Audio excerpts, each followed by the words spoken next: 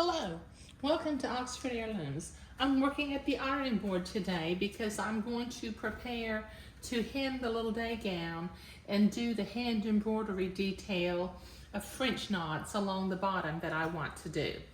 Okay, so I've got the buttons sewn on and the day gown is buttoned in the back. So I'm going to slip the day gown on the ironing board. And I cut this day gown out where it was 22 inches long, but I want it to be hemmed to where it's 19 inches long. So I'm going to, with my seam gauge, I'm going to make a mark at 3 inches all along the bottom of the hem.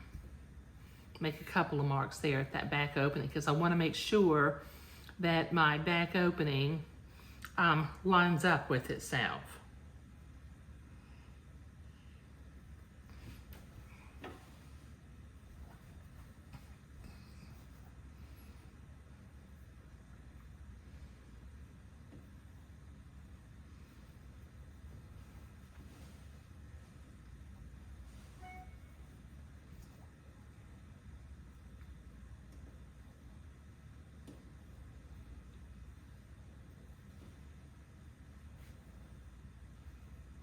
Okay, this will take me a minute to get this marked all the way around, so I'll be right back. Okay, I've got this marked all the way around the back. Okay, now I'm going to turn the gown inside out temporarily, and I'm going to begin to fold up the hem, or the bottom edge of the gown, to that 3-inch mark.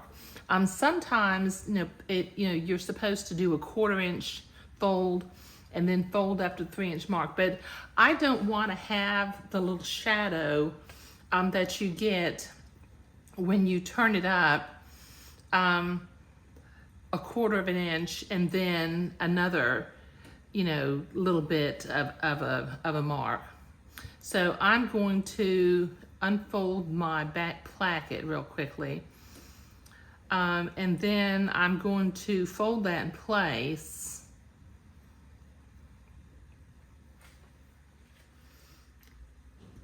And then I think I'm going to go ahead and start pinning it because I think I'm going to need to iron this before I can turn it up the next 1.5 inches.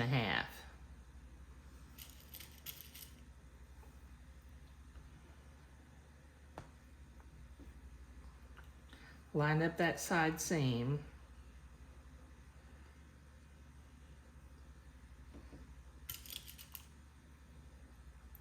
And since this was cut on a little bit of a diagonal, I'm gonna have to ease in my side seam a little bit.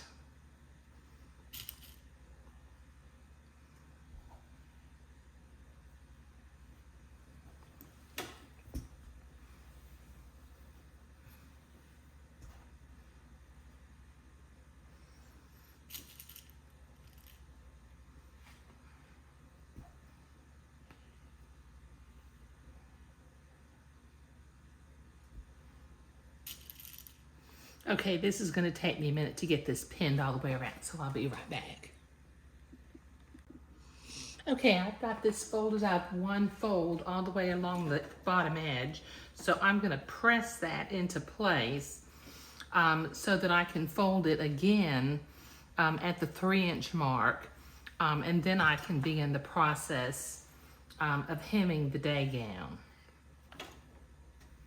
So let me get this pressed real quickly. Just all along the bottom of the day gown.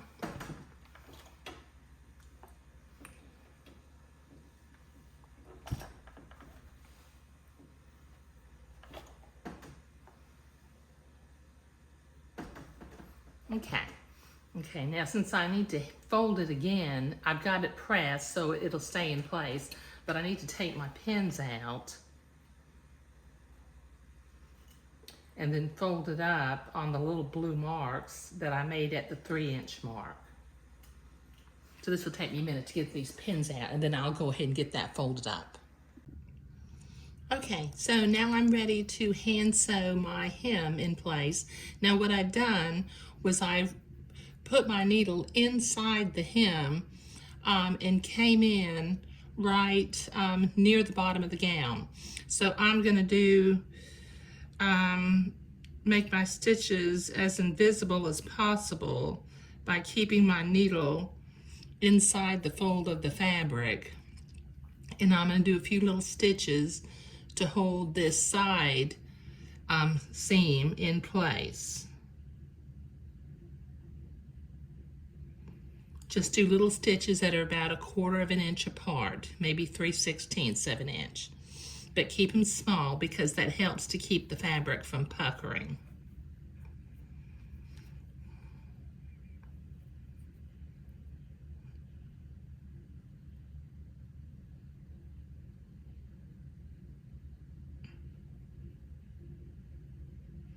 Just follow your needle along the fold of the fabric and come up about 1/4 of an inch away.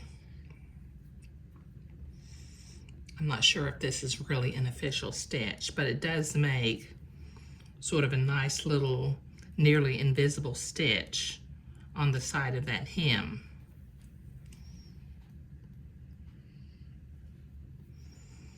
And when you get up to the level of the hem itself, let me take my pen out, get it out of the way, then we will start doing little 1/4 of an inch whip stitches, because that's what I do. If you prefer to do an invisible stitch that you know how to do, that's perfectly fine. Okay, so I'm going to change directions here and begin to whip stitch this little hem into place. Like I said, just about every 1/4 of an inch. Just keep your stitches really small, and that kind of keeps the fabric from puckering.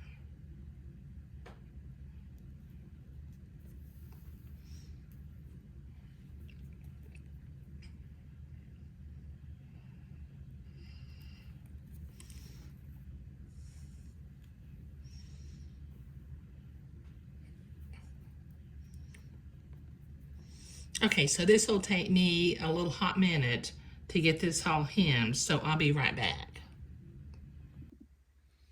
Okay, so I've gotten to within about 5 or 6 inches of the end of the hem, so I'm going to go inside the hem again with my needle. Just kind of move the needle back and forth, open the fabric up, and come in at the very end up here so that I can do some invisible stitches again, or what I'm calling invisible stitches. Just alternate on one side and the other. Follow the fold of the fabric inside with your needle about 1/4 of an inch, and just sew that little seam of the hem in place.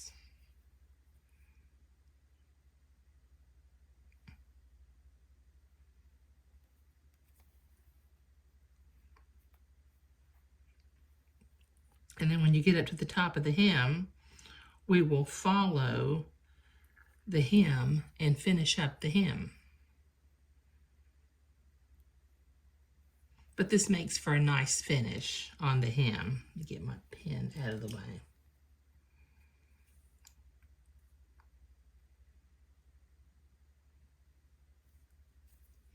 And it may not be an official invisible hem, but you know, it is hardly noticeable. Okay, all right, now I can continue down this edge and sew in some little 1/4 inch whip stitches to finish my hem off.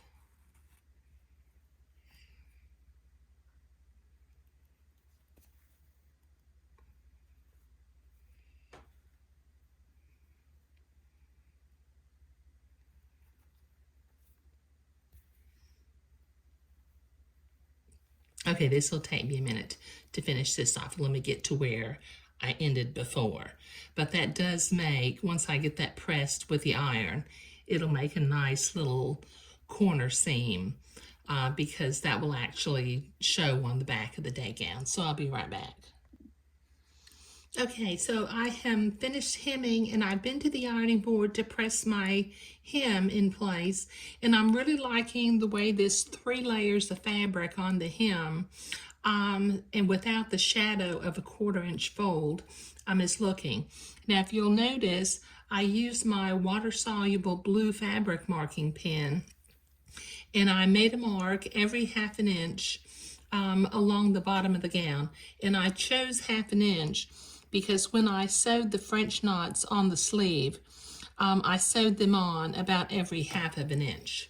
Okay, now I think I'm going to try to do this without using an embroidery hoop, but I've got an embroidery needle loaded out with 2 strands of number 775 light blue embroidery floss, and I'm going to come up from the back and I'm going to sew a little French knot at each one of the little dots. Now I'm not sure I do actual French knots.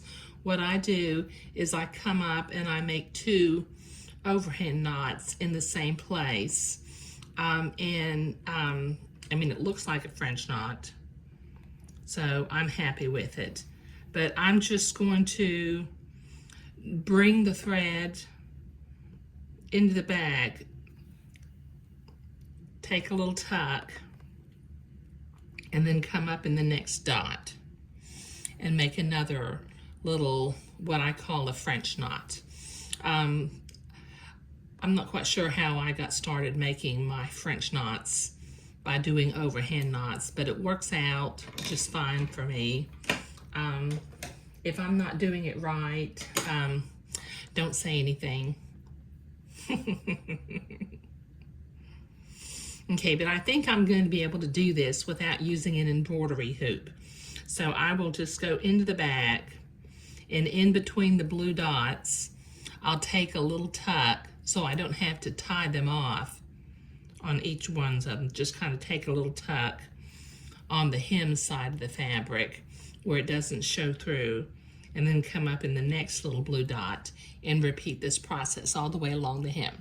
But this will take me a little bit to get all these knots tied. Okay, I've got the French knot sewn all along the hem, and I think that that looks just really precious. And what I did while I was off camera, I went ahead and wove in 30 inches of 1/4 inch blue silk ribbon on each of the little sleeves, so that's looking really sweet too. Okay, so this little gown is finished, and in the next video I'm going to be using some of the same laces and ribbon and even the silk or the entree beading on the little bonnet, but I'll get started on that next. Okay, but sewing the hem and doing the little French knots along the bottom of the garment was what I was doing today. Thank you.